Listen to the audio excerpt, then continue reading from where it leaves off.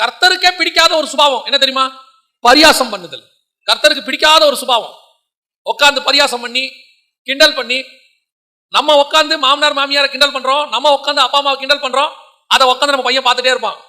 அதே தான் அவனும் பண்ண போறான். அடுத்து சிலர்லாம் பாத்தீங்கன்னா வீட்டில் உட்காந்துட்டு பாஸ்டரையும் ஊழியக்காரங்களையும் கமெண்ட் அடிப்பாங்க. உன் பையன் எப்படி தேவ பக்தியில வளருவான். அப்புறம் நீங்க வந்து பாஸ்டர் கிட்ட சொல்றீங்க, என் பையன் கீழ்ப்படியவே மாட்டேங்கிறான், சபைக்கு வரவே மாட்டேங்கிறான், என்ன காரணம்? நீங்க என்ன பண்ணீங்கன்னு கொஞ்சம் உட்காந்து பாருங்க. நம்ம செய்யற ஏதாவது இங்கிலீஷ்ல ஒன்று இருக்கு, for each and every reaction there is a opposite reaction அப்படிமா பிசிக்ஸ்ல. நாம என்ன செஞ்சாலும் திருப்பி ஒரு ரியாக்ஷன் உண்டு.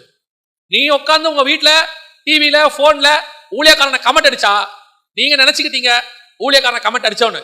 ஆனா அதை பார்த்துக்கிட்டே உட்காந்துருக்கிற உங்க பிள்ளைகள் நாளைக்கு தேவபக்தி இல்லாதவர்களாய் மாறிடுவார். அவன் சொல்லுவான், அப்ப நீங்க சொன்னீங்களே அவர் பாருங்க, அவன் கமெண்ட் அடிப்பான். ஏன்னா நீங்க அடிச்சிருக்கிறீங்க.